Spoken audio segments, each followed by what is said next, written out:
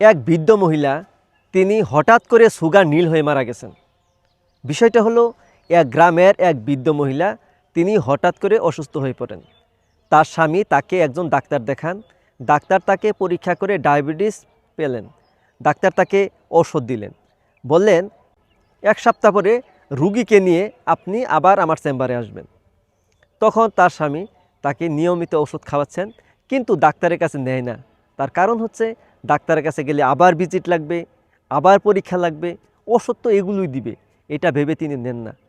তখন কি হলো, হঠাৎ করে ডায়াবেটিস কমতে কমতে কমতে কমতে সুগার নীল হয়ে যখন তিনি মারা গেলেন, তখন তিনি বুঝতে পারলেন তিনি জীবনে কতটুকু ভুল করেছেন।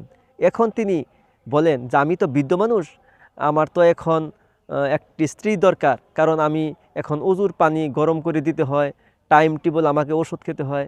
কিন্তু তার ছেলেরা, তার মেয়েরা তাকে আর বিয়ে করাইতে চান না। এখন এই বৃদ্ধ লোক বলতেছেন আমি কোটি কোটি টাকার মালিক হয়েছি, আজকে যদি কোটি টাকা না থেকে আমার স্ত্রী থাকতো তাহলে আমি অনেক ভালো থাকতাম। তাহলে এরকম ঘটনা আমাদের সমাজে অনেক হয়ে থাকে। আমরা যেন ডায়াবেটিসটা আল্লাহর দেওয়া প্রাকৃতিক নিয়মেই ভালো করতে পারি। আপনারা যদি ডায়াবেটিসটা প্রাকৃতিক নিয়মে ভালো করেন তাহলে সুগার নীল হয়ে যাওয়ার সম্ভাবনা কম।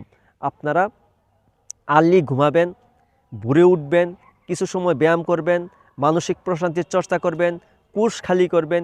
এই নিয়মগুলো মানলে কিন্তু ডায়াবেটিস ভালো হয়ে যায়। আমরা এই বিষয়গুলো না বোঝার কারণে দীর্ঘদিন কষ্ট করে থাকি। আশা করি আপনাদের এই ভিডিও উপকার লাগবে। যদি ভিডিওটি ভালো মনে হয় তাহলে আপনারা শেয়ার করে মানুষকে দেখার সুযোগ দিবেন। আসসালামু আলাইকুম রহমতুল্লাহি ওয়া বারাকাতুহু।